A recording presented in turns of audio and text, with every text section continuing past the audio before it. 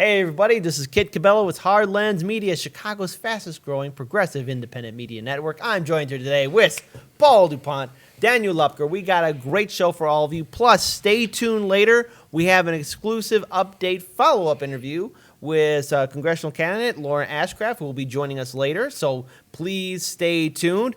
Otherwise, let's also run people that you're going to be out of town. That's right. All right. So guys, I hate saying this, but this was something I was planning for since December 2018. Daniel knows it all too well. So this is a year-long plan. On the 25th, I'll be leaving for a vacation. I don't want to leave, but this is something I want to do. He's going to Japan. Yeah, He's going to have a good time. I'm going to have a good time. If you're a Patreon, you're going to get a lot of good content. Kit Yes. has promised, some Japanese pun amount of content. Yeah, and he has a new camera.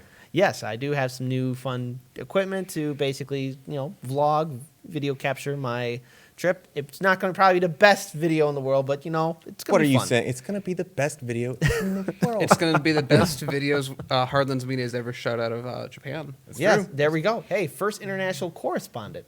Or second international correspondent. Yeah, I mean, if you I didn't bring any video back for that. Oh, you did. You did. I did. technically, It audio. didn't really get published. I mean, we can still publish it. I mean, I suppose, but It'll happen. it'd be our third. It's Okay. like we don't want to sell our stuff short. We've done 3 continents. We've done European, which was Greece, Kenya, Which is Africa. Africa, and then Japan, which is South America. Yeah, that's right. You can fact check him on that. Fact check Daniel on this Hey, one, I got guys. that All right. information from the New York Times. We'll cover it in a little bit. You'll get Oh the boy, reference. hang on. Yeah, you'll get the reference to the New York Times. But first, I just want to mention something that's a lot of people are going to be talking about, not only for this week. Oh wow, I'm really zoomed in. Look at that. Uh-oh. But for next week as well, probably even going on into the month of January, and that is, the impeachment. The impeachment vote is going to take place in the United States House, and I don't know really how the Democrats are going to actually vote on this. I mean, there are going to be probably some Democrats that will vote for the impeachment, but I think it's a circus show nonetheless. But I just want to remind everyone that once it passes, if it passes the House, then that means it's going to go to the Senate. And the Republicans have majority control in the Senate. And do you really think that the likes of Mitch McConnell, as well as any other Republican U.S. senator, are going to vote in favor of an impeachment of Donald Trump or even convict him of anything? I don't think so. I think this is going to be one big circus show. Everyone's being distracted. Maybe Mitt Romney. Maybe. Susan Collins. But even if you No. get a majority in the Senate, it requires a 2/3 majority. You're Yeah. not getting that. It's not going to happen. No, and I even have my doubts on whether or not it's going to successfully pass the House. So let's see. Duck Moore, also before we get started. Duck Moore, thank you for the super chat. While in Japan, enjoy 250 flavors of Kit Kats. Right. They do. They've got all the flavored Kit Kats. Okay. And if that was a pun on my name, hey, buddy, get in the end No, of the no, no, no, line. he's No, because it's- Kit he's Kats, true. I've That's been right. told that You so know- many times, You okay? know what I'm going to do? Okay, so I'm going to say this officially as Hard Lens Media. Kit, when you go there, it will be official assignment for the Patreon people that you do a video taste test of all the different Kit Kats in Okay. Japan. Okay. as Many Kit of them, at Cabello. least. All right. Well, here, as many as I can, because I am allergic to tree nuts, so those will Fair be enough, avoided. fair enough. I mean, the last thing one reporter dies because he said, "Hey, what the heck? What the hey? What the hell?" I can't read the ingredients. Let's try it. Oh, no, tree nuts. Also, another thing to add for people that are wondering, hey, Kit's gone, what's going to happen? So Kira's actually going to be replacing him on Monday, Wednesday, Friday. Laney's going to be coming in on Thursdays. Basically, we have a new schedule on Thursday. It's basically a 3-hour show every Thursday. You guys are so lucky. Where it's regular show, consumer reports, and then Chicago-based stuff. So that's going to be a wonderful addition. And then Yep. Tuesday, we're going to have a few people running in and out. And in fact, we might have someone that you guys haven't seen on Hard Lens Media before. But we can't give that away until we confirm it. Yeah, can't give anything away. So, guys, and look, I'm gonna miss you guys, but I'll be back February 1st. And Kid will still be like, we're still gonna have him Skype in or Zoom in once a week, twice a week. So you'll still see him. So we'll try. Just not my first week. I'll probably be jet lagged. But nonetheless, let's get things started.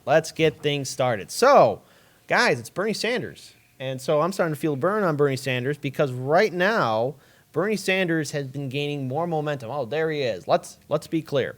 So right now, he has been gaining a huge support amongst young people of color, young voters. And Bernie Sanders is now, of course, a lot of articles are saying that he's second place or tied with Biden. But as it stands right now, he is leading amongst all the other Democratic candidates. He is leading in regards to having the largest coalition of voters from age demographics as well as from people of different variations, color groups. Basically, right now, Bernie Sanders has this large coalition. So according to the new poll, Sanders leads the Democratic presidential field among non-white voters, 29% over Biden's 26%, voters under the age of 45, 37% to Warren's 18%, and Biden's 14%, and progressive, 29% to Warren's 23%, and Biden's 17%. No mention of Pete Buttigieg because, hey, being in fourth place is pretty good. He's in a strong fourth place, Kit. Don't disparage that strong fourth place. Yeah, fourth place is technically first place in upside down world, so whatever. The national poll is the latest of a number of strong polls for Sanders, which the senator's campaign and supporters have highlighted as evidence of a surge was less than 2 months ago until the 2020 Iowa caucus. So again, a lot of people, especially in establishment media, I've been noticing this, are making some very passive or neutral articles, dare I say it, praising Senator Bernie Sanders, but I want to be very clear. A lot of them are acknowledging that Biden is failing. Warren is falling in the polls, and Pete Buttigieg is also starting to fall apart as well. So, again, we have to remember that this entire coverage of Bernie Sanders is starting to be flipped on corporate media. Their narrative is starting to lose hold. And I want to make it very clear to everyone as well that when we look at Bernie Sanders and his campaign, he's remaining consistent with his talking points, with his policies, and what he stands for. And it's no wonder why he's starting to gain momentum. I just can remember only a while back when corporate media was saying that he was finished, that Biden was going to be the eventual nominee, that Warren or Kamala Harris or Cory Booker were going to replace him. And as it turns out, he is defeating all of the candidates. He's the one who's gaining momentum. He's the one building a coalition. So it's very important for us to remember, though, to keep an open eye out for any type of election fraud that will happen probably during the Iowa, New Hampshire, and Super Tuesday primaries. But as it stands right now, Bernie Sanders is the front runner, which is something that all of us here at Heartlands Media have said. So, Paul, Daniel, want to open up the floor to you guys. Yes. This is, I hate to just make it sound like we're tooting our own horn again, but this is literally what we predicted about a year ago. It's exactly what we said, that there's going to be this big scrum of people. You're going to have your Biden. In fact, I think the only thing that we've kind of collectively got wrong is we didn't actually ourselves see Tulsi Gabbard coming, which is ironic considering where the channel is now. But we thought that Kamala Harris would basically be where Warren is and vice versa, but it didn't happen that way. Otherwise, we've pretty much gotten this down. So Sanders has the most people. He's getting the most grassroots donations. He is doing really well online. He's getting people of various minority groups. He's getting the youth. The only group he's not really gotten is old white people, which is ironic for a lot of reasons. But who's fighting over that? Well, you have Bloomberg's fighting over that population. You have Biden's fighting over that population. Warren is, to a large degree, fighting over that population, perhaps not as much. Pete's fighting over that population. Kamala tried to fight over that population. Booker's trying to fight over that population. And if we get to a point where we're getting right now, where Sanders, again, is going to do first or second in Iowa, probably first in New Hampshire, probably first in Nevada, and we've already discussed in a previous story how South Carolina, this great firewall, because remember the media's like, those black people are going to vote for Biden. We were like, we don't think so. We think that you're really counting your chickens before they hatch, and those chickens are turning out to be a different type of chicken than they expected. We thought they were going to be. So, yeah, it's, if you've been watching the show long enough, this isn't that big of a shock. Those poor chicken eggs. Those poor chicken eggs, Paul. Yeah, that's exactly what I was going to bring up. Was the firewall is not going to hold. It's starting to crack. It's super duper cracking. Now, the thing that I find is relevant that we need to consider is there is going to be a lot of institutional support for someone like Biden. There's going to be a lot of institutional support for whoever is the backup. Who, if Biden really doesn't quite cut it, maybe it goes to Klobuchar or Booker or Warren. I think Warren is going to be the kind of candidate that the establishment centrist folks are going to hold their nose and say she's going to have to be the one, because she's far more amenable to sort of progressive ideology then I think they would they would love to have someone like Bloomberg in there, someone who just very recently became a Democrat, that they can say he's a real Democrat and Bernie Sanders isn't. By the way, Bloomberg is a Republican. Just remember that, guys. Yeah. So the fact that there's gonna be all this institutional support, and it will come in a number of ways. So things like the voters in California that were kicked off the rolls last week, and in the 2016 election, electronic vote suppression. Some shady things that happened at caucus sites. Like, there's a lot of institutional support that those of us who really want to see a progressive left-wing candidate really make it, that's the big hurdle. That's what we have to get past. I mean, that's it. No matter what the polling is, no matter what actually people really believe, to make it look like we have majority support, we need to end up having like 70% support. Yeah, and as we say, you got to win by winning. So in this case, Bernie still has a lot of work to do, a lot of work to do. And like I've said before on the show, unless we get a recession really soon, which is not that unlikely. I mean, we've been saying that if it was going to happen, it would probably be around the new year. But wouldn't it be, here's just a nice little, an idea. What if we get to a point where, Yang, Tulsi, Warren all endorsed behind Sanders? I think if that happened, they really couldn't do a hell of a lot to stop that ticket. I think the only thing the final note for this story, I think the only thing a lot of us need to be aware of is be careful of any kind of tricks that the DNC will be pulling. I know right now there's a lot of talk about people being purged from voting, especially in California. We're going to be looking into that further, but again, it's very important for everyone to understand the rules and regulations in your state's primary so that you're prepared for any type of election fraud, because the establishment clearly wants to stop the Bernie Sanders momentum. Paul, any other final words? One last thought. Yeah. For all of your friends that are vote blue no matter who people, remind them that the best way to beat Donald Trump is with a candidate like Bernie Sanders or Tulsi Gabbard. Yeah. We will not win with Biden. We will not win with Warren. We won't win with Klobuchar or any of the rest of those yahoos. It won't happen. Yeah. Here's an idea. Here's a good way you can leverage your vote as a citizen. If you have someone like that, make a deal with them if they were willing to make the deal. Say, you will vote blue no matter who if they decide to shift their vote to Bernie Sanders. That would be a fair use of vote, I think. That gets them. It's really what it is. The primary is what matters. It's always the primary that matters. Once the primary is done and it's not Sanders or Tulsi or Yang or someone else, you've already lost the fight, and then you get to the whole, exactly. Now we're moving on to another story, and it's Tulsi time technically for this story, but there's a lot of things that stood out between when all of us were reading this article. In fact, we covered this article actually like a week and a half ago, Daniel. In fact, you were even reporting on it. By the way, awesome Tulsi Gabbard gift that we had up there. But it's very important that we really explain to all of you what this article is about. So Daniel, definitely read it. But I took some short notes and wrote down a very interesting story about really the similarities with this article and numerous other things. But Daniel, take it away. Yeah. So that's basically it. This article is basically, if you saw our report from about a week ago, you'll be like, this sounds really similar. And we're going to go over the story very quickly, but really we're going to talk about what this means in the greater message of the media. So this is a story about who is Tulsi Gabbard. Now, if you're in the chat, you can probably just hit a 1 if you can... this sounds familiar to you.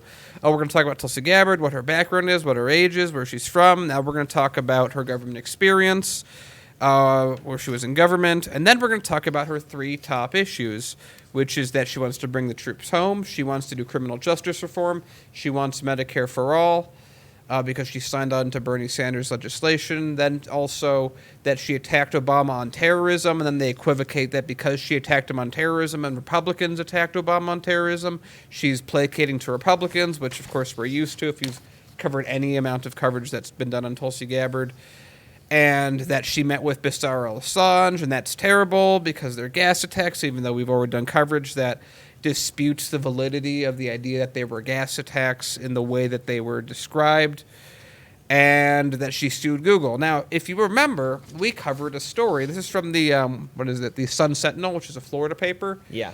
And this was a story that was originally on the New York Times. So when I saw this, I was like, this seems like the exact same story. So we did a little digging. Kit, why don't you tell us about that? Okay, so first, when we covered this story, this was an article from the New York Times, and the author of it was Matt Stevens. And granted, the article was updated today. But Even when we covered it, it was Yeah. already one that had been updated. It's one that they had been Yeah. running for a while. So interesting enough, we saw that this article, not only in the Sun Sentinel, but I decided to do my own research too, and I noticed that they cited the Chicago Tribune as the source of it. Now, the Chicago Tribune and Sun Sentinel are also owned by the Tribune Publishing Company. And here are some of the other newspaper articles that were also running with the same story. Exact same word. Click, copy, and paste, which is, I guess, not sloppy journalism, but I mean, for a media outlets that have, a much more higher budget than we do, you would assume that they would at least have a variety in regards to the articles. But here, Chicago Tribune Company, Sun Sentinel, Baltimore Sun, Business Insider, Orlando Sentinel, Hartford Current, New York Daily News. However, they did not publish that same thing. But the article that Daniel just wrote to you, just read to you guys, is the exact same article that's in all these other media outlets. Now, is it a neutral article? Yes. Does it tell you who Tulsi Gabbard is really? No. And not to mention, those articles all say that she's polling at 1%. How Less than far back? 1%. Yeah, less than 1%. How far back are you going back to assume that she's only still polling at 1%? So, Paul, Daniel, I mean, there's a lot more to take from this, but take it away, Dan. Yeah. So what do we got here? We have literally lazy. This is. I mean, like this is. I don't know. I'm not sure if I feel this is better or worse than the idea of fake news. Fake news is, hey, we are maliciously coming up with a thing, or we're just incredibly negligent and we don't know what we're doing and we get the facts wrong. And I would even make a slight addendum to this. This is. For a mainstream article on Tulsi, it is neutral, but it's also still very attacking and very lackluster. But in reality, this is the equivalent of some kid in high school going, hey, can I copy your homework? And then you going, just make sure to change a few things so no one knows. And they go, okay, I will. Because all these, they're like, the few sentences will be different. The way they'll put like the experience here and the other one will put it over here. But these are outlets that have billions of dollars backing them. And they can't even do a real article on a presidential candidate who's getting 4%, depending on your area, blah, blah, blah. But she's been all but one of the debates that have been out. She's been in the news the entire time.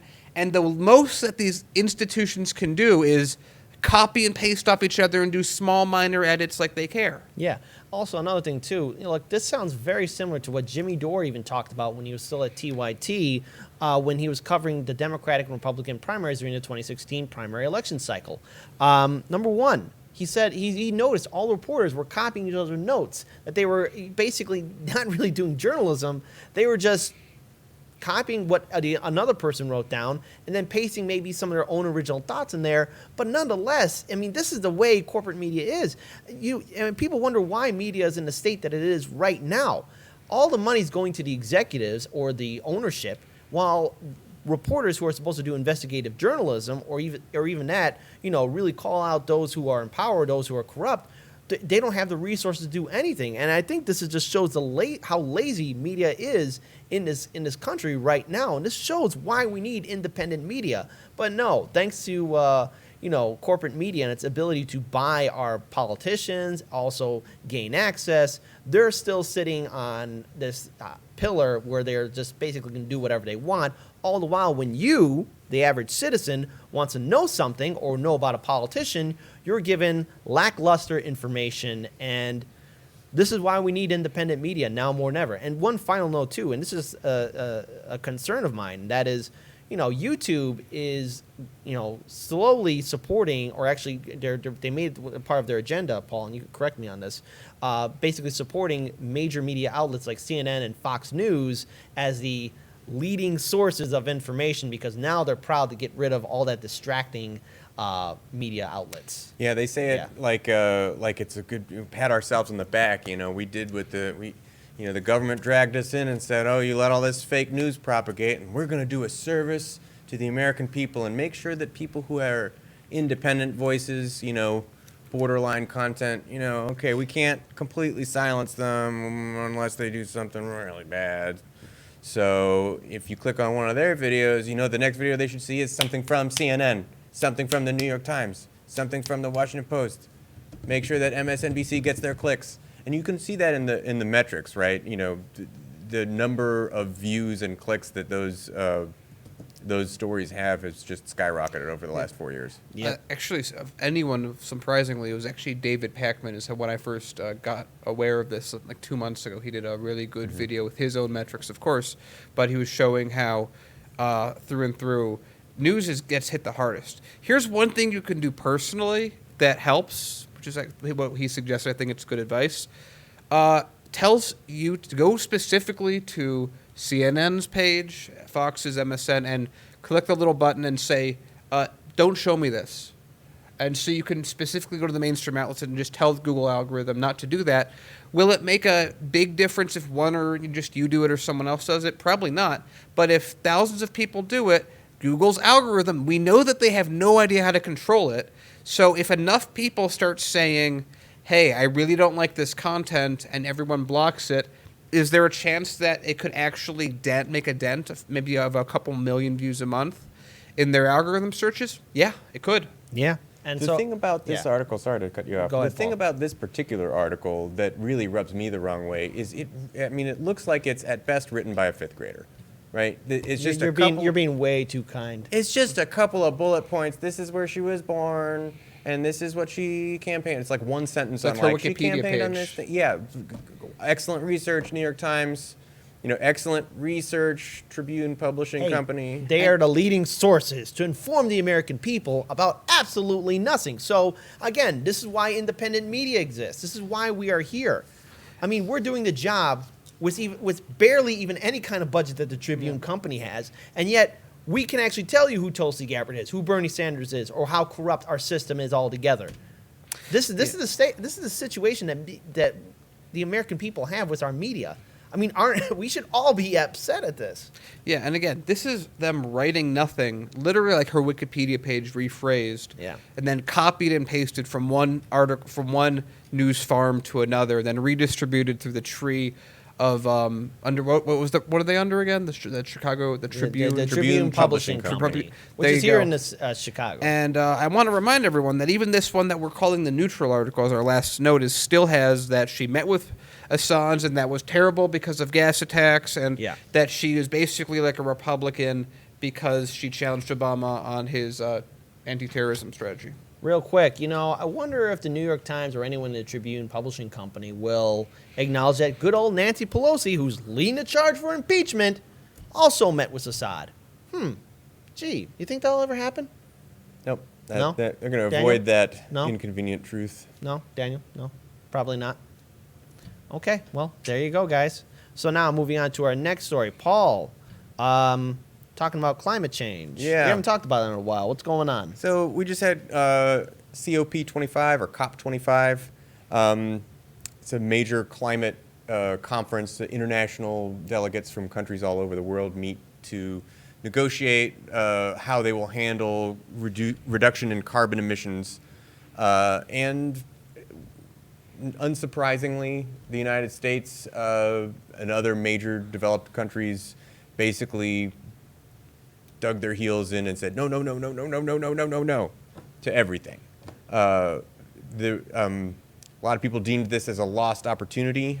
The UN Secretary General said that because of the refusal of some of the world's wealthiest countries to commit to a more ambitious target to reduce their climate warming carbon emissions. So the meeting went on for 2 extra days as there were a lot of debates that were going on provision for these carbon markets. So this is sort of a cap and trade. How much will it cost me if I want to burn more fossil fuels because I need to for X, Y, and Z? And there's going to be a tax on that, which if we go back in American politics, that was a Republican plan, Republican idea for Like Obamacare? Like Obamacare was a Republican plan originally. So I think the idea of I'm just going to pay you so that I can burn more fossil fuels doesn't really do the justice to the thing. But that's kind of where we're at in terms of trying to make this a global thing. So Papua New Guinea specifically said that 90% of the participants have not been involved in this process, and that language that the United States successfully stonewalled, which would have addressed how the U.S. would be held liable to island nations for the damage of climate crisis, has already has already been basically nixed, right? Thanks in part to the activities of the world's biggest carbon emitter, historically. That would be us. Tuvalu also said that the United States' refusal to compensate other countries for loss and damage could be considered a crime against humanity. Tuvalu, if you don't know, is one of the world's smallest countries. It's this tiny island nation. It's like a strip. It's like almost like a square. Like there's one road that goes down the whole thing, and you can see the lagoon on one side and the ocean on the other. It's crazy, and the entire nation is, I don't know, a meter above sea level. Like they're gonna be gone as sea levels rise. So that's an entire nation country. It's a tiny nation of what, 10,000 people, but they're gonna be gone. They're maybe the first ones.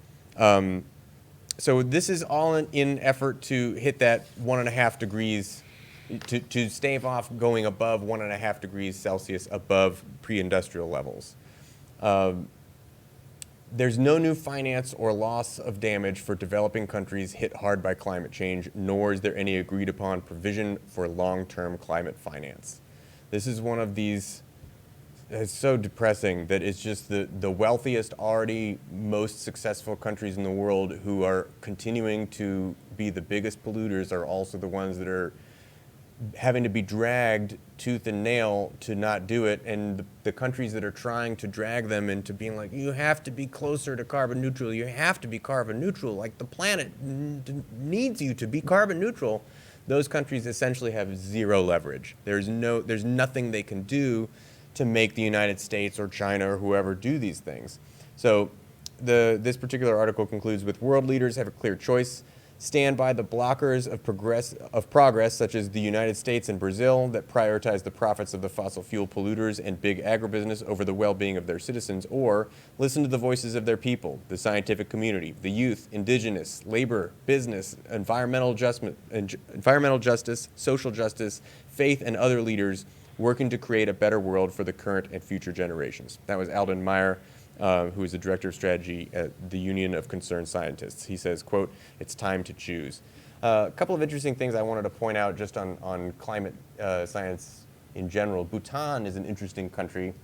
Bhutan was the first country in the world to basically achieve being carbon neutral. They're at a point right now where they capture 3 times as much carbon as they produce.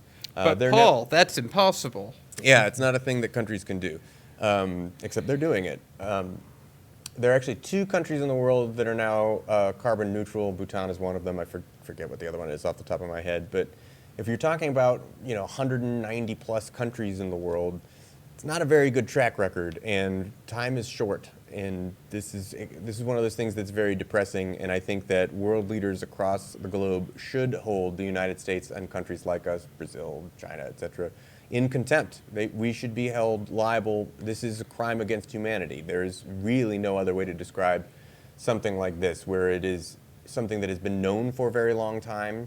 The warnings come regularly, and we are literally the only country on the planet that is still having this debate about whether or not it's even real. Yeah. So here's what I expect to happen, which is what has always happened with anything like this. And it's kind of sad in a way. Humans are really evolved that like climate change is like mentally how a lot of people naturally think. It's very hard to overcome it. That this is kind of the perfect storm of very hard decision that no one wants to deal with, because it's a long-term away that we have to prepare for now, and that's one of the worst things. Human societies, generally speaking, in most of history and now, are incredibly reactive, and this is a very proactive action. So we have that to deal with. We also have huge amounts of industry that wants to maintain the system and drag every dollar they can. And what I think is eventually going to happen is that even getting someone like Sanders in, who will basically make those first steps to actually slamming the brakes on this acceleration and actually reversing the amount of CO2 we're putting out. But the damage is already done. The damage is already going to happen. There's already going to be millions and millions and millions of refugees. And I want to remind people, I mean, if there's people that are on like the right that are like, we have business, freedom and, business stuff, I'd like to remind them that they freaked out when about 5 million Syrian refugees left Syria when that civil war happens. I'd like to have them think what happens when the coast of, the planet rises up and there's 500 million refugees, or even 50 million. You don't have to have. It's going to be a even worldwide you problem. can just have 10% of what they're estimating and just say, Right. this is an issue. So what's going to happen is that humanity is going to react when the damage is already done, and then we're probably going to successfully mitigate the terrible consequences. And when we get past all of it, everyone that grew up after that time is going to look at us and people that were alive now and say, what the fuck are you guys doing? Why weren't you here when we needed you? Right. There's another thing, too. Look, there's only two candidates that are really addressing climate change, at least from my own personal opinion, who see it as the real threat that it will propose towards the human species. And as Senator Bernie Sanders and Representative Tulsi Gabbard, climate change is a reality. You can argue with it as much as you want, but here's the real fact. Our planet is changing, and humanity is responsible for it. There will be massive refugees. There will be numerous amounts of droughts, fires, super hurricanes, you name it. And we will be stuck with a crumbling infrastructure that's not truly prepared for the amount of severe weather disasters that will be impacting our species. And it just won't be here in the United States. This will be a global issue.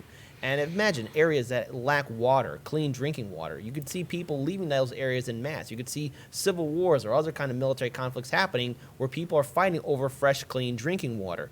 We have to be prepared for this and create an infrastructure and a new society in which that can deal with the threat of climate change. It's not going to go away. Now, Bernie Sanders has a plan to it. Tulsi Gabbard has a very good plan to address it. But we have to we really have to face this reality that it is going to impact the next coming generations. And so now more than ever, we have to make an effort to create a reverse of the damage that humanity has done to it. Daniel. Yeah, I would just want to say that I apologize to the people that aren't born yet that won't know what coffee tastes like, that won't know what chocolate tastes like. That won't know what bacon tastes like. Although the bacon, I'm sure, will still be around. These yeah. pigs are very, very resilient, but won't know what avocados taste like. And I also want to say again, because I think that the Republican people again, these are just from my own anecdotes. God, this chair. My own anecdotes. That's a fun story behind the scenes. We'll share with you sometime.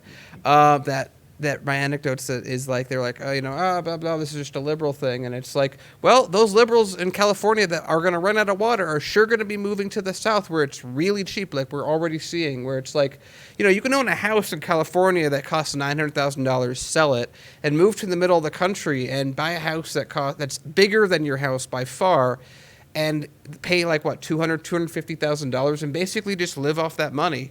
And then you want a gastropub, and then everyone's upset. We had a few stories a while back where that was happening. Yeah. One last quote I want to read from this article I thought was really good. It says, on social media, observers denounced the U.S. and other wealthy countries which had demonstrated. One critic said that, quote, the first civilian casualty of the climate crisis is government. When that's similar to the point that you're making about refugees, because government is going to have a hard time keeping up with massive influx of people and water shortages and food shortages. It's potential pandemonium, and government will be a casualty. Yeah. And I just want to say Also- before Kit goes that Yeah. I will remind people that are like, well, they'll just build desalination plants. Those take 10 to 30 years to build, and you can't tell people not to drink water for a decade. Yeah. Also, I want to read some super chats. Duck Moore, in the 1970s, the height was global cooling. That's interesting. That actually, no, to be real, that there's some idea that if you get things hot enough, the Earth has almost like when we have a fever, a natural feedback mechanism that causes a ice age, which would actually be far worse. We would be under where we're sitting now would be under 2.5 miles of ice, for example, in the last ice age. Winter is here. Winter's- And then yeah. Mad Wolf, thank you for $5 super chat. Bloomberg doesn't care to be president. He's just a Republican mole that's running to stop progressives from winning and taking his money in taxes. Yep, that's true. All right, now we have to move on to our next story. All right, this has to deal with both Tulsi Gabbard and Cory Booker. Now, why? I don't think we've ever done a story with both of them You mean together. Cory Booker? Wait a minute. Is it Cory Booker? We got to keep those eyes open. Okay, we got to do one. He's talking one of about these. things, everybody. Oh, And there's let me Tulsi turn off Gabbard. one of that, and then we Up. do one of those. Cory Booker. There Or do we go. have one with the eyes? No. Well, all of them are eyes. I suppose, Yeah. in some way. I just can't not look at him weird when he does that. He's All right, he's so- so goofy looking. So here's why I'm going to be talking about at least Cory Booker and Tulsi Gabbard in the same story. Now, we all know that on December 19th, Hardlands Media, we will be covering the 6th Democratic presidential debate. Now, I don't know how it's going to turn out, but I want to make a very clear correction too. All of the presidential candidates, as it stands right now, have agreed not to cross the picket line until there's some sort of resolution solved between the strikers and the DNC and the facility that's hosting that event. So we'll see how that all turns out.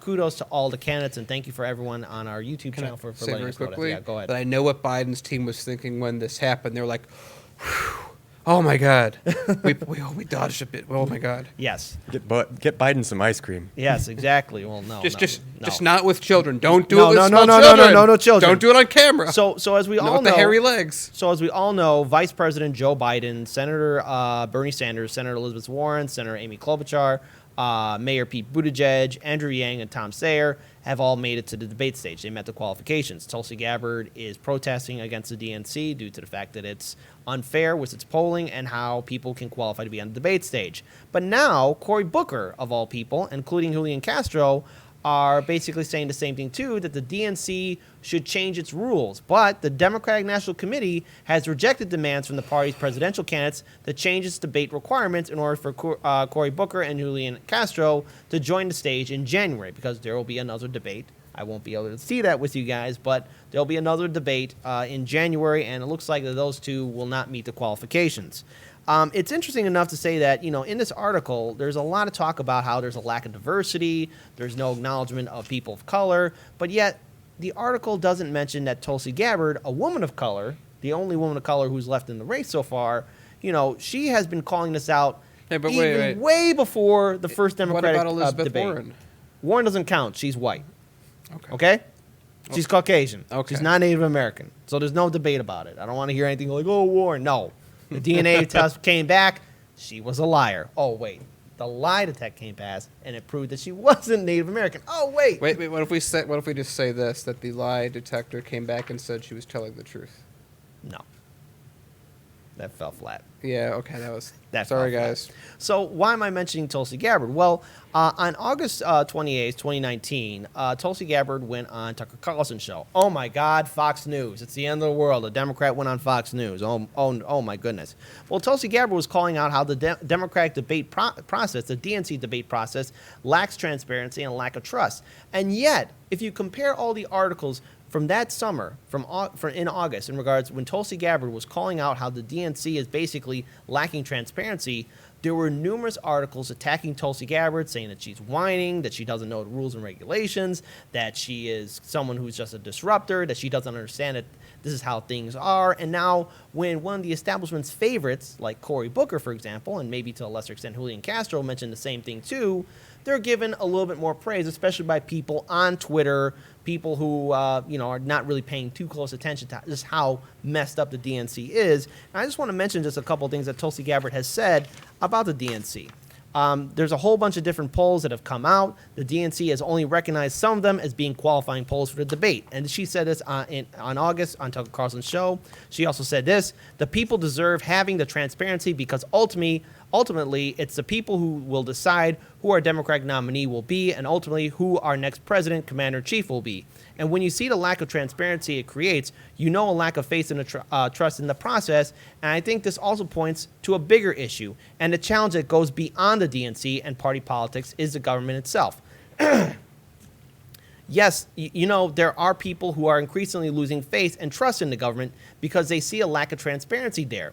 They see that we don't have a government that is of, by, and for the people. And really, what they see is a small group of really powerful political elites, the establishment, making decisions that serve their interests and maintaining that power, while the rest of us are left outside, the American people are left behind. And Tulsi Gabbard has been bringing this up even before any of the other debates got started, and it's quite clear that the DNC is still playing its same kind of game. Now remember, look, Bloomberg just gave $10 million to the DNC, and Nancy Pelosi was giving him nothing but applause for that. This shows you how hypocritical the establishment is, how hypocritical a lot of talking pundits are, because when Cory Booker brings this up, now, of course, the DNC is not changing its rules, but now there's a lot of pundits saying that, oh, gee, Cory Booker's making a lot of great points about this, that the DNC is lacking transparency. Tulsi Gabbard brought this up before anyone else did, and yet the media is trying to make this seem like this is one big revelation. Never forget, in 2016, the DNC establishment and Clinton campaign worked together to deny Bernie Sanders the nomination in 2016, and corporate media willingly turned a blind eye to it and actually helped out post out a lot of smear articles against Bernie Sanders, and they're doing the exact same thing right now. So when I see this article, especially where Cory Booker or Julian Castro are saying, oh, well, no, the DNC is lacking transparency, join the club, but get behind because Tulsi Gabbard was bringing it up first. Paul, Daniel. Oh, I thought we were going to you first. I think Cory Booker, ultimately, yes, you're right. Anytime he's going to bring up something that Tulsi Gabbard or anyone that is a progressive brings up, it's going to be given deference, right? But he's allowed to sort of be measured in those things. He can totally agree with the position and attack someone for taking that position. But as soon as he takes it, it's going to be validated. Because by sheer nature of the fact that he's sort of one of the golden boys, right? He's in the club, and it's fine. Originally deemed as a front runner too. Right, and anytime that he says that, it's viewed as him just kind of looking out for his own political chances. But because he's someone who's acceptable, that can not only be a message that doesn't have to be sidelined or silenced or smeared. It can actually be championed and bolstered, even if it's the same message that someone else had earlier. Yeah, this is something that I've talked about every now and then, but I feel it's good to bring up now, and that's a wonderful video on YouTube called "The Rules for Rulers." I consider it the most important video on YouTube. I wish one of our videos one day would eclipse that, but right now I think that that's a video everyone should see because he makes some really good content. CGP Grey is wonderful, but if in that specific video, most people don't understand why these kind of choices get made, why this deference gets made, and we kind of, internally, everyone sees that it's wrong. Everyone sees that it's favoritism. Everyone sees that Cory Booker, who really is doing worse than just about anyone, is still treated. Why is he treated like a contender? What makes him different? What makes that happen?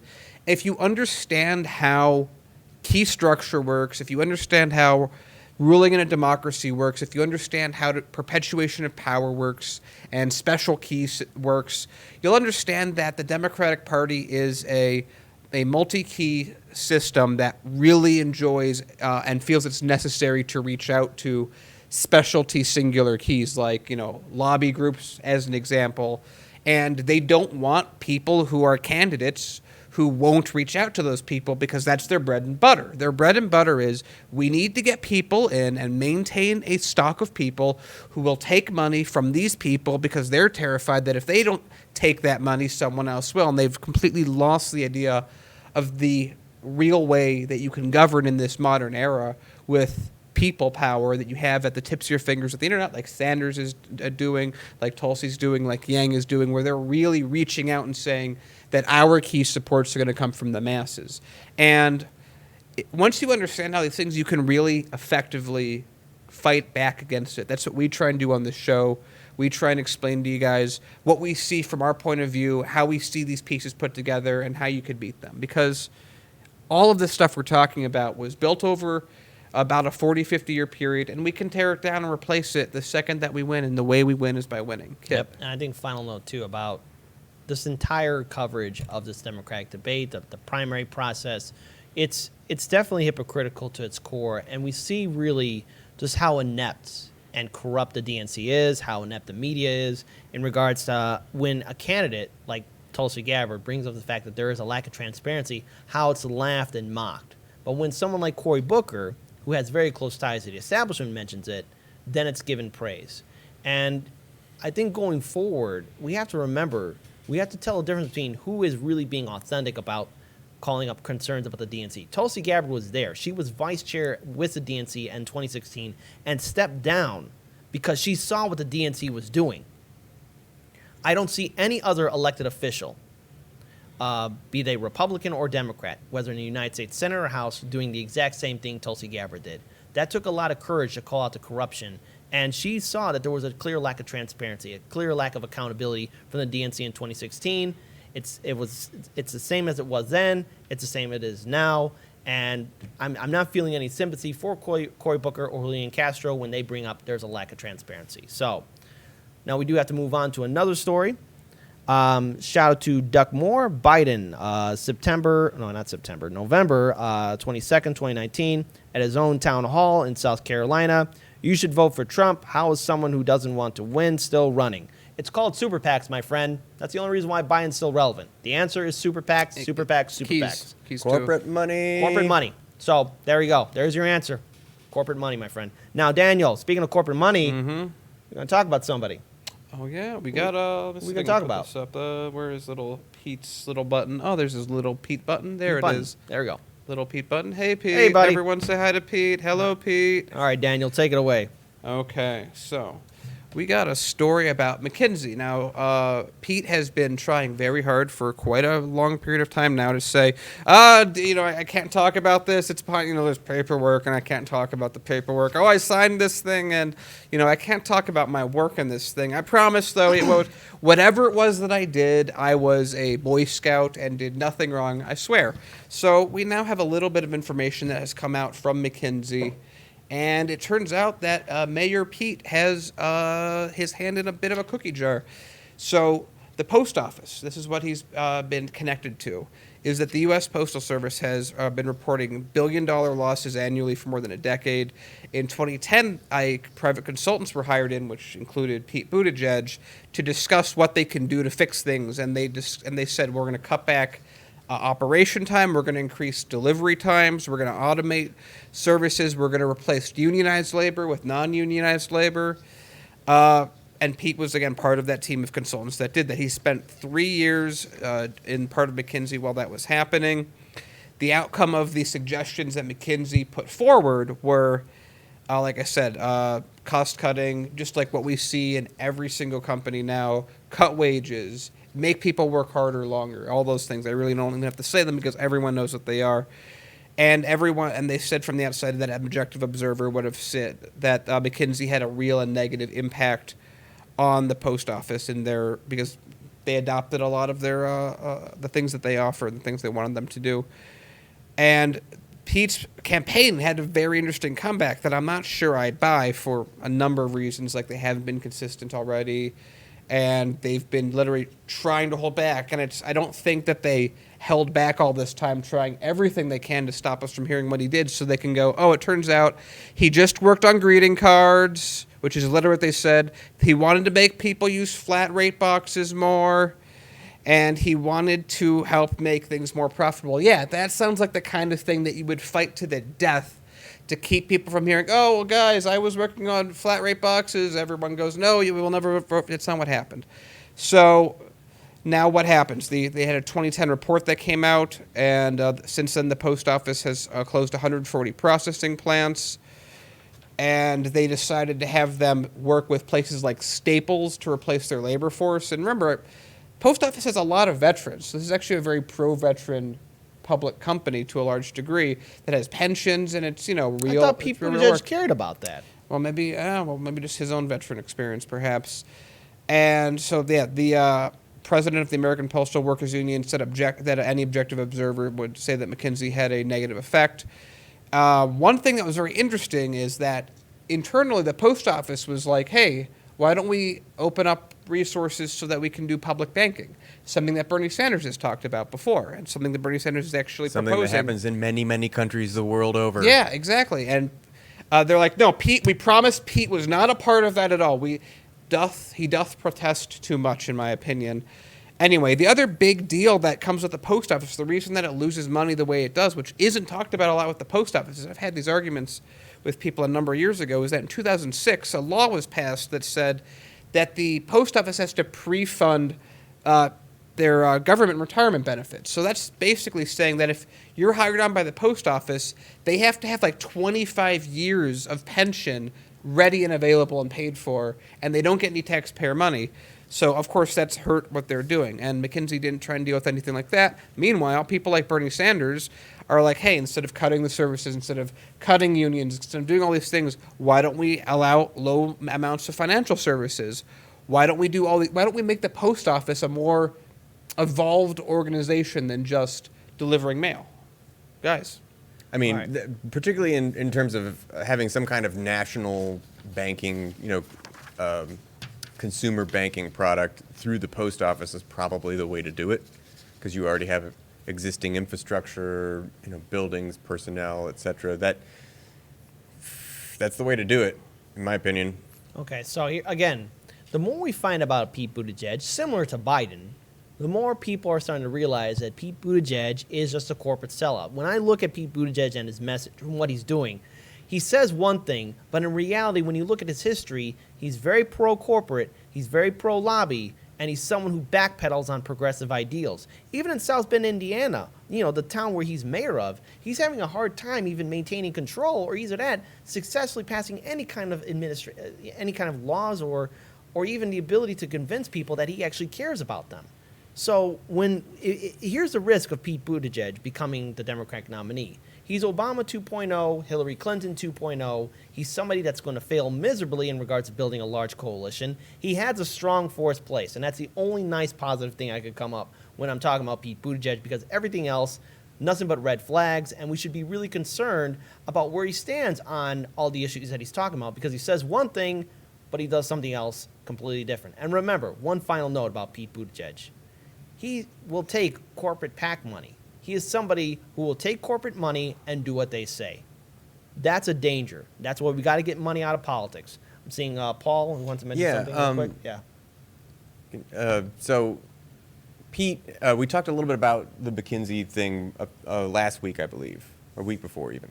Mm-hmm. And this is just even more shenanigans. You can't trust this guy as far as you can throw him. Everything from... He used to be a big fan of Bernie Sanders, wrote this article on him when he was in high school or college. And oh, by the way, he just told Bernie Sanders supporters that they need to grow up. They're too naive. So right, yeah. And so okay, well that's not going to build anything. Right, he's walked away from basically every ideal that type of voter would hold, and is actively acting like a corporatist. Right. Just acquiescing to all corporate power. And to Daniel's point, I think is extremely relevant, is he didn't spend a whole bunch of time making sure nobody saw any of this, if really everything that there was to see was entirely banal.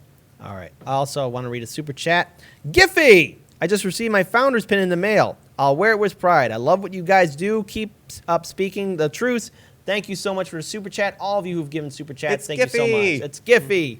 So we do have to move on to another story. Paul, take it on. Take it away. Take it out. Take it away. Do the story. Do the story with the words and do the stuff. story with the words right now. So Bank of America expects a Q1 S&P melt-up. And just one thing can spoil the fun is the title of this story. So we're about to enter the 2020s. Right, with a record 90% of global fund manager surveys, investors saying the global economy is late cycle. So remember that economy is the way that capitalism exists in the modern era is very boom-bust cycle, right? Things are boom, then they bust, right? The last one we really had was 2008, the global financial crisis. And this article points to a number of extremely troubling metrics. So if you pull up this article in the show notes, this is from Zero Hedge, which is written by a bunch of academics, international group of academics, mostly economists. And so it uses a lot of shorthand economic terms and just sort of understands that its readership can figure out what it's talking about. So it's a dense article for only being a few pages. But a couple of interesting statistics that I saw in here. So a lot of this is characterized by low growth and low inflation. So real GDP has averaged just 2% in the United States, 1% in the EU and Japan. And this I thought was interesting, is China did horrible. Their real GDP halved from 12% to 6%. While they lost half of their real GDP is still 3 times higher than the United States. So Bank of America notes, the combination of globalization, lower interest rates, and a policy and macro backdrop of maximum liquidity and minimal growth have served to exacerbate, that's a hard word, wealth inequality and create surplus of global savings relative to investment, i.e. extremely low animal spirits. So higher debt has also failed to deliver higher growth. Note, corporations and governments' global debt is up from $105 trillion in 2008 to $255 trillion in 2019. So global debt has more than doubled in the last decade, and that metric right there was during the last global financial crisis. So that's notable as well.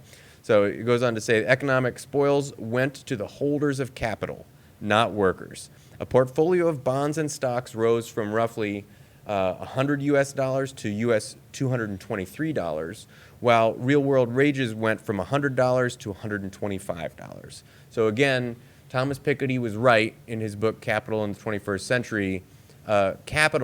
Existing capital, has more ability to aggregate more capital than any amount of entrepreneurship, hard work, stick-to-itiveness.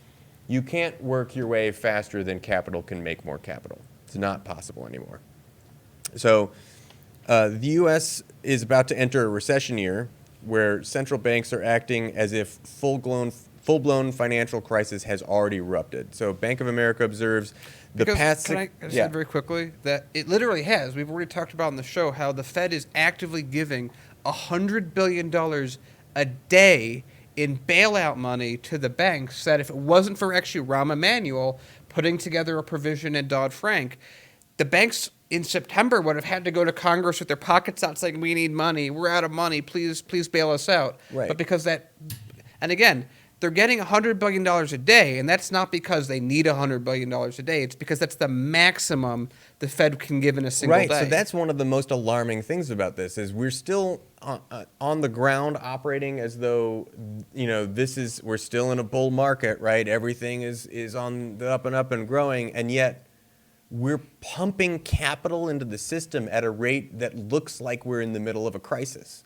So what happens so they mentioned specifically here that they think the bonds are the biggest bubble at the moment. So if that bubble or another bubble like it bursts, when this starts crashing, what levers are left, right? We're already pumping all of this money into, how do we even do that?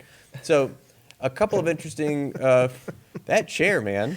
I think it's me at this point. It's the second chair. Okay. Oh, man. Long All right, so story. a We'll couple worry of about it little later. things here I want to point out. So corporate sector leverage, global corporate debt has risen by 62% over the last decade. Again, a decade ago was the global financial crisis. So as far as Wall Street too big to fail, U.S. private sector financial assets are a record 5.6 times what GDP is. Private equity and venture capital are going to reach $4.2 trillion within 2019, on track to be a new record for fundraising. So U.S. $624 billion and the AUM a record of 5.3% of global equity market cap. Share buybacks, which is something that was illegal prior to Reagan, are at an all-time high, right? So since 2009, U.S. Corporations have spent $5.4 trillion on stock buybacks. U.S. corporations spent $114 dollars. Do they mean billion or trillion? There's no trillion after that number. Anyway, this is dense, like I said, on buybacks in 2018 for it's $114 since 2018 for every $100 invested in the real economy, versus $60 from 98 to 2017, and issued on $15 trillion in debt. So shadow banking assets, we had to look this up because I was like, shadow banking, is that like offshore accounts? Turns out no, that's things like hedge funds. So things that are sort of market economies but exist outside of regulation. So unregulated, market-driven trade markets. I lost my place. Shadow banking is at $28.1 trillion in 2010, but rose to $54.2 trillion, a 61% increase. So that's not including a $2.8 trillion in private equity assets. And shadow banking assets are 73% of the global GDP. 73% of global GDP. 73% of the gross domestic product of the world is money moving around in complicated ways. And it's not how's making that- things. And the thing is, what we should remember is, gee, how did the last recession happen? All this complicated BS that the corporations are all doing, that the governments are all doing. And the thing is, it's going to lead to one big economic disaster. Not a recession, but a true depression. And the top three countries that do shadow banking are the United States, United Kingdom, and China. Oh no! What could possibly go wrong? Yeah, no, I just I want think Daniel, real quick, yeah. was the final word. I just want to remind people that we here with our zero billions of dollars, our zero, we've been when we reach $100,000 or 50, we'll let you know because that'll be a big deal for us. We saw this coming and reported this a year ago.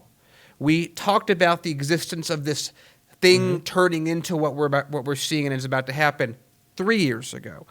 How is it that a group of guys doing commentary, just picking up politics in less than 5 years, getting to this point, can see all this happen. It's because it's obvious. And it's because the rest of the news media is bought into this same system. It's just people doing what they're told to do, putting no effort into stories like what we talked about with Tulsi Gabbard earlier. Get ready. There will be a crash. We've called it. We've said it for over a year that it's coming. It's coming, and for the first time, I actually think my timing is right. I usually have really bad accuracy on timing, but I was like around New Year's, and because the sanctions are going to get worse. They've been kicked down till right after Christmas. They want Americans to buy stuff. January. Get ready. Maybe it's January. I'm not literally someone that can predict the future, so don't hold me to it. And for the record, too, none of us here want to see this economic disaster happen. Paul, real quick, it's got to be the final word. I know, because we got to get this coming up very soon. Yeah. Even Bank of America, though, notes that eventually this is going to lead to probably some sort of socialist or redistributionist election in the United States. They estimate that won't be in 2020, but probably 2024. All right. But to their credit, and I know we have no time. I know we have no time. Time. To their credit, they always say it's the next cycle because they make money in the meantime during the current cycle. So that means, guys, fight hard. This is when we need you. Yep. If we get outside, this is a rules for rulers thing. If we are in an automated system where we don't have any money and we're outside of that, we basically effectively become slaves. So let's not have that happen. All right, so get involved in this 2020 election cycle. Now, with that being said, I want to thank everyone who's been joining us. We are going to start prepping up for our interview with Lauren Ashcraft, who will be joining us very soon. I want to thank all our Patreon supporters who are making this thing happen. You are supporting independent media. If you're watching this show right now and you want to be a Patreon supporter, so go into the description box below and support Chicago's fastest growing independent media network. I want to give a shout out to all our Patreon supporters. This list is getting longer. Daniel, we're going to have to figure out a way to acknowledge people once we get to 200 or 1,000. We'll figure it out. Or 100 even. Yeah, or even 100. But with that being said, shout out to Myra Hernandez Sanchez, Ishmael Rufus, Carlos Zodero, Alan Marone, P. and Timpson, Judy Monroe, Sandra N. Grayson, Greg Richards, Kieran McCown, Cassie Lloyd, Denise Gibson, Unknown Space Pioneer, Lawrence Johnson, Michael, Midwest Toker, love that name, Volker, Chase, N.C. Schaffner, Anthony Nelson, Teresa Collins, Brittany Cabrera, Desmond Turek, Jack Moore, Sandra Mayer, Giffy, shout out to you, Giffy, Lewis, Ariana Hinton, Michael Ealing, Emily, Eric Unger, Freethinker 59, Todd Adams, Ramon Lazo, Carrie Barber, Alexis Haas, Ernestine Wolf, Lucy Grever, Conroy, Alfred Edward Ohms, Mike Honcho, and Jurek, Denise McCartney, Lance Vera, Mark Lloyd Baker, Mike Terminite, Roy Hartley, Tina Krautz, Jerry Tyler, Mitchell Headed, Sally, Tiffany Lee, Gumdrops, Jackie McAfee, Nancy Kurtz, Carl Kelly, Madison, Ryan, Ashwin Ruvikumar, Walu Damuni, Dick Newell, Anthony D'Angelo, Brent Q, Jeff, Fred Edward, Akbash Shakita, Maya Jones, Julie, Melissa Stowski, Kate, Jeff Green, Susan Singer, Deanne, Kai Arnold, Brian Thomas, Dimitri N., Carl Aspwood, Jack Papura, Tony watches closely, Burns Lawler, Crow Magnan Gramps, Jimmy Coutura, John Sedurla, Christine McBastards, Freebird, 1969, J.H., Jose Emanuel, Bonnie Myers, Brian Fucci, Melina Kimmel, Paul Kensosa, and Steve Frugi. Thank you all for being Patreon supporters. Want to read a special super chat. Schulte 100, Bernie Sanders, White House 2020, we can make it real. Absolutely, guys. Let's make this happen. We got a wonderful interview coming right up. Don't go anywhere. That's my line. Stay tuned.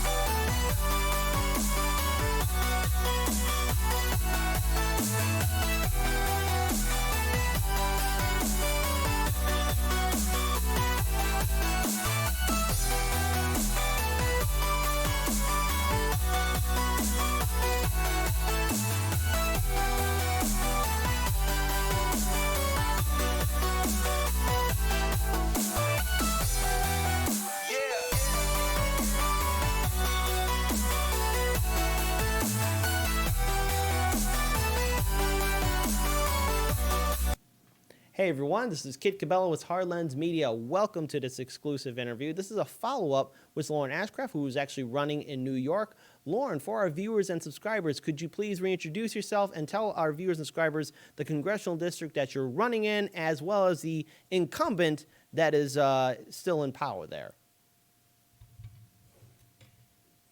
For Congress in New York's 12th district, which is the east side of Manhattan, Roosevelt Island, Western Queens, and North Brooklyn.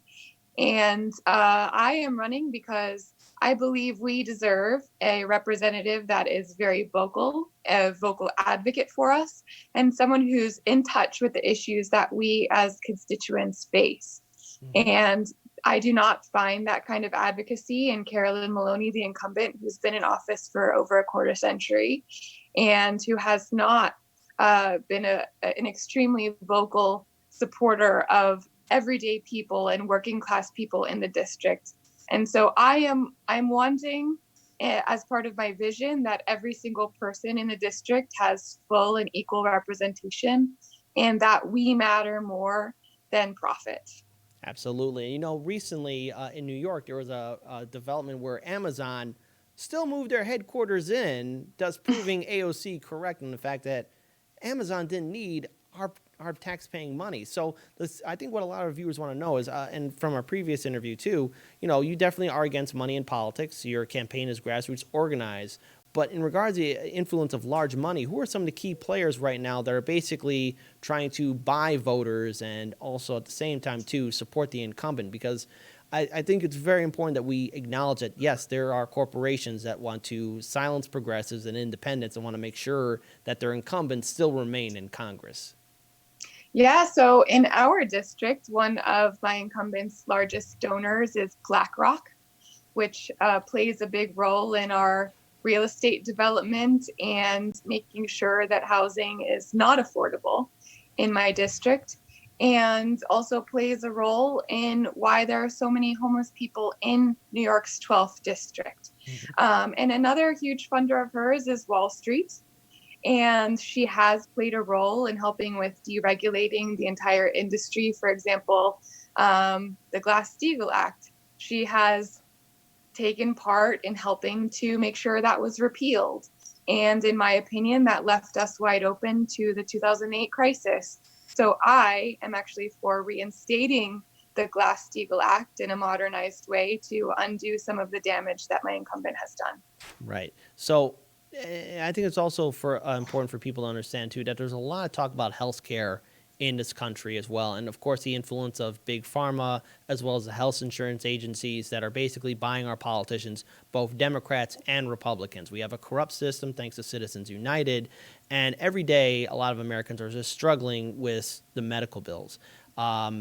Bernie Sanders said this: 500,000 Americans every year go bankrupt because of medical bills. We're the only country, a developed country, that doesn't have single-payer health care to take care of its citizens.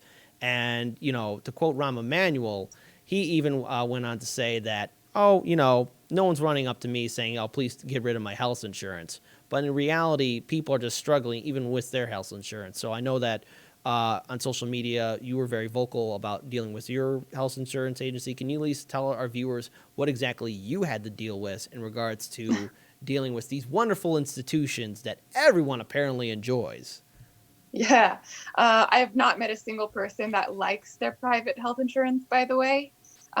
So whenever I talk about wanting a vocal advocate as a representative, I also want somebody who's faced some of the same issues. Like today, I got stuck underground in the subway for an hour because our signals malfunctioned. And as you did mention, I've had a very public battle with my health insurance company. And I want somebody who's lived those same struggles and who worries about not having health insurance because she doesn't have $29 million net worth. So, I actually in November quit my full-time job. I now work part-time somewhere else, actually for my church, which is really involved in the activist community here in my district. And part of moving from full-time to part-time is that I lost my benefits. And I do have a domestic partner who luckily does have health insurance that I planned to be part of and we did the paperwork very early and in a timely way, and completely did it as instructed. And we never heard back. We didn't hear back. We didn't hear back. And my health insurance from my previous employer expired, and I didn't know if I had health insurance. So we contacted them again and again and again.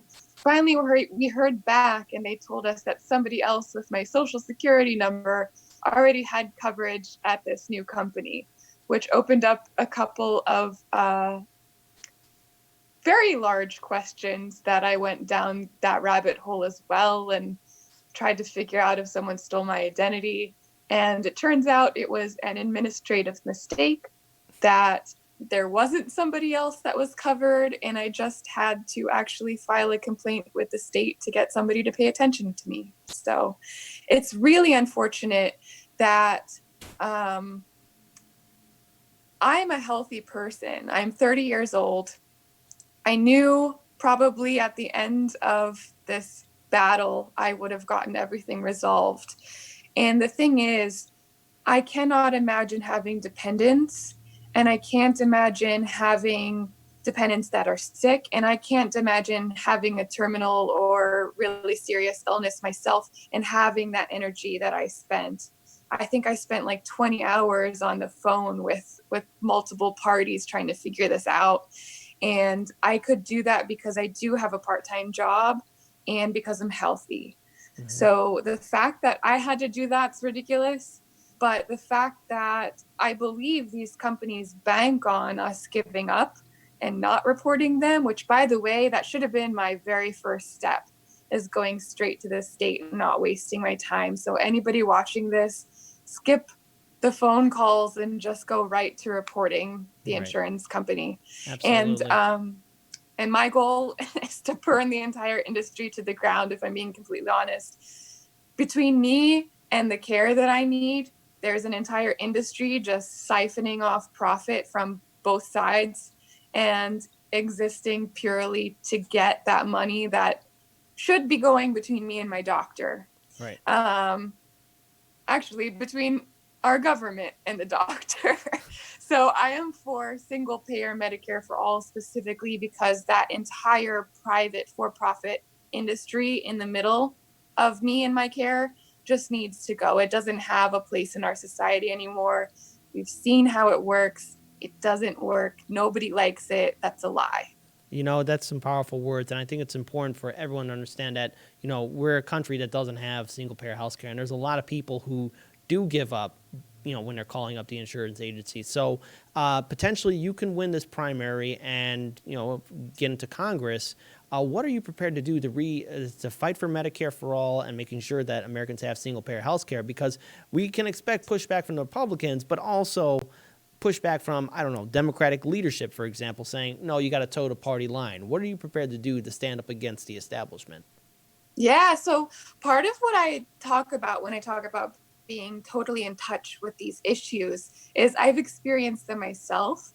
And my family, who actually is mostly conservative, we've had conversations about the issues that we've all experienced, and just sitting down and getting politics out of it and talking about the fact that if you lose your job, you shouldn't lose healthcare coverage.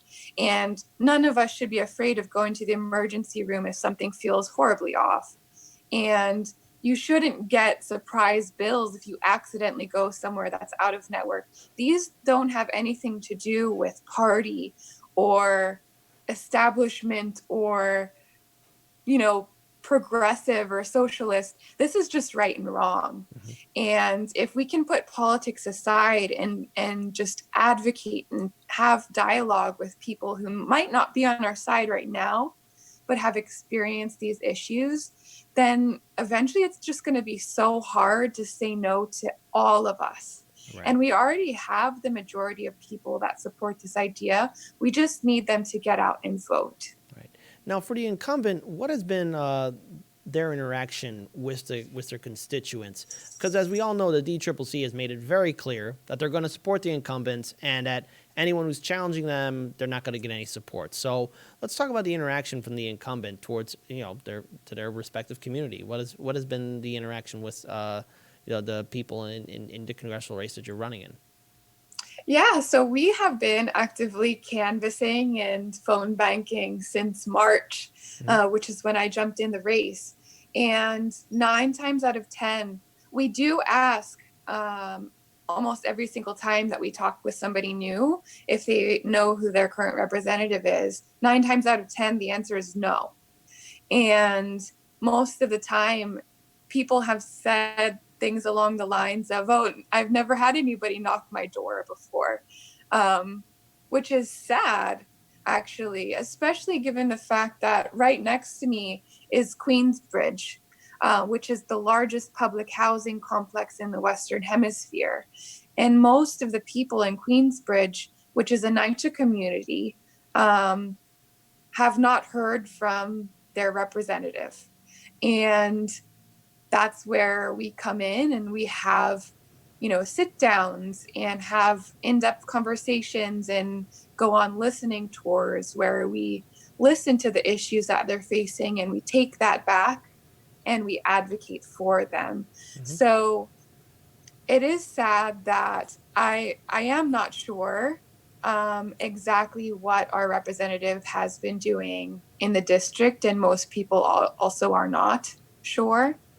And I think we're just really ready for somebody that is really excited about being people powered and people funded and totally only driven and influenced by people. Right. Now, New York City and Chicago are both major metropolitan cities. And sadly, I think, the situation in a lot of these metropolitan cities is that there's a growing homelessness population that's starting to impact, every facet of the city. And one of the aspects is affordable, not affordable housing, the increase in rents. And sadly, people are out there on the streets. And one of the other contributing factors is that, medical bills or other unpaid bills from going to the hospital does lead to people being homeless out in the streets. And recently on social media, you posted about having an interaction with someone who was recently homeless on the train, and they were just a regular person who had just a simple job, just like everybody else. But times were very tough for this individual, and you actually interacted with them. So can you at least tell us really that interaction, what it was about, and what you took away from that? Yeah, I actually that particular interaction sits really heavily with me because it was a woman that she was actually asking for food on the train, and I make it a point to carry food with me: granola bars, oranges, sandwiches, and anytime that anybody asks for food, I'm just ready with it. So if you are listening, I really recommend doing the same, especially if you live in an urban area, because it could save a life that day. And one of the things that just really hit me hard is that I handed her actually a bag of dried apples because that's what I had with me that day. And she sat down and immediately opened the bag and just was so hungry that she started to eat it right away. And so just seeing the amount of hunger that she must have felt, that's something that's haunting me a lot. And in this country, in this city, there should be nobody that is hungry. There's really no excuse. We're spending money on giving corporations bailouts and handouts, but why are people allowed to be hungry? And why are people allowed to be sleeping outside at night whenever this is the district of multi-million-dollar condominiums, but also of people dying on the street because they don't have a home? Yeah. So this is one of the most extreme districts. And this amount of inequality that I see with my very own eyes every single day is exactly what I'm fighting, because we are people powered and not motivated by the profit of my huge corporate donors. So what happened is she noticed that my apples were from Aldi, and she said that she knew that European grocers, and Aldi is German, care a lot more about the environment than our American grocers, because they don't just hand out all of the single-use plastic bags that we're used to getting at our grocery stores. And she mentioned to me that her number one concern is that she's afraid we won't have a planet to live on pretty soon. And this whole interaction, I will never forget it, because I'll never forget how hungry she was, and that every day she's out there struggling to survive. But at the end of the day, she's actually caring more about everyone as society, as a whole. She cares about the world more than herself. That was her concern, is that humanity exists and we don't keep killing our planet. So yeah, that was a very strong interaction that will stick with me for a very long time. All right, so I think it's very fair, because we did a previous interview with you in the past. I think it's very important that we bring up all these issues that you're fighting for. It's a lightning round, yes or no. So you are for Medicare for all, single-payer health care, yes or no? Yes. Getting money out of politics. Yes. Finding a way to deal with climate change, supporting a Green New Deal. Yes, which should include making public transit free. I'm for nationalizing it and making it free and upgrading it and making it accessible for everyone. So whenever you're choosing between using a car and using the bus or the transit system, you should use public transit. All right, because I was going to ask about supporting renewable energy, but I guess that's a yes and a yes for that one. Yes. Okay. Also, when it comes down to dealing with the influence of major corporations buying our politicians, and especially when you get told by the DNC to fall in line, will you fall in line? Yes or no? I will not fall in line with the DNC or DCCC, and I am for getting this big dirty money out of politics so that people are the only influence. All right. I think it's also very fair to realize that, your campaign's getting a lot of traction. It's getting a lot of support from a lot of progressive groups. You are standing in solidarity with a lot of activists. I think it's only fair for our viewers to understand who they are and who has supported you in your campaign in this 2020 election cycle. Yeah, so I am really proud to have the endorsement of Brand New Congress and to be on a slate with people like Michaela Wilkes and Anthony Clark and Cori Bush and Paula Jean Swearingen. And the list goes on. It's just an amazing group of super grassroots, people-powered people that are running across the country for very overlapping reasons. So I'm really proud to be on a slate with all of them. Oh, AOC is on the slate too. How could I forget? Okay, of course. Yeah, so that's really exciting. And I had the opportunity to meet them in the beginning of November. And what an amazing group of people. Definitely follow the whole slate if you can. Young PAC, which helps millennials run for office. Blue America, Forward Thinking Democracy. And definitely have had some co-endorsement fun with Joshua Collins, Shahid Buttar, Paula Jean Swearingen, and Michaela Wilkes. All right. That sounds like you have a strong coalition, and definitely there's a lot of people who we've interviewed in the past too, most notably Anthony Clark, who was on our show last week. This is clearly a time where we can actually bring in much needed change. So I think it's important that we end this interview with a two-part question. Number one, what do you want to say to people who are perhaps sitting in the sideline choosing not to get involved? And then finally, where can our viewers and subscribers learn more about your campaign and help you out? Yeah, so this is absolutely the time to get involved, because while the presidential election is a very public thing that everybody's watching and paying attention to, it really matters who's in Congress, because we are who will pass what the agenda is that the president is hopefully also going to be fighting for. So we work all together in making sure that we get on the right track. And in Congress, at the level of the House, we absolutely need people who reject corporate PAC money.